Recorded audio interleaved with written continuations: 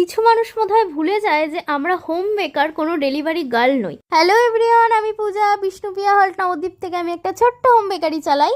কিছু কিছু ক্লায়েন্টের ধারণা যে তারা যে কোনো দামের কেক আমাদের থেকে নিতে পারে, কিন্তু সেটা তার বাড়িতে পৌঁছে দেয়া আমাদের দায়িত্ব। তাতে যদি আমাদের নিজেদের থেকে 100 টাকা ডেলিভারি চার্জ দিতে হয়, সেটাও আমাকে দিতে হবে, কিন্তু আমাকে দায়িত্ব করে তার বাড়িতে কেক পৌঁছে দিতে হবে। এই সেম কথা ক্লায়েন্ট আমাকে বলেছে, আমি বলছি না। তো আজ সকালেরই ঘটনা, এক দিদি আমার কাছ থেকে একটা কেক অর্ডার করে। কেকটার প্রাইস ছিল 170 টাকা। তারপরে সে আমাকে জিজ্ঞাসা করে যে তুমি আমাকে কেকটা বাড়িতে দিয়ে যাবে তো?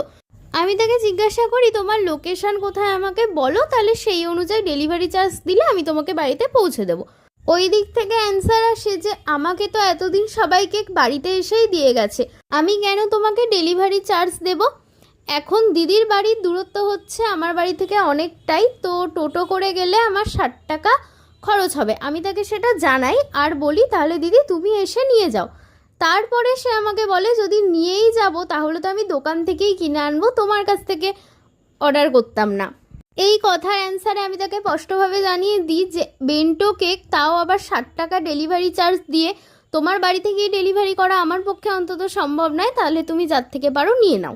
আর আজকের এই সি থিমের কেক ডেকোরেশনটা এই নিয়ে কিন্তু আমি 3rd টাইম রিক্রিয়েট করলাম। তোমাদের কেকের ডেকোরেশনটা কেমন লাগলো আমাকে অবশ্যই জানিও।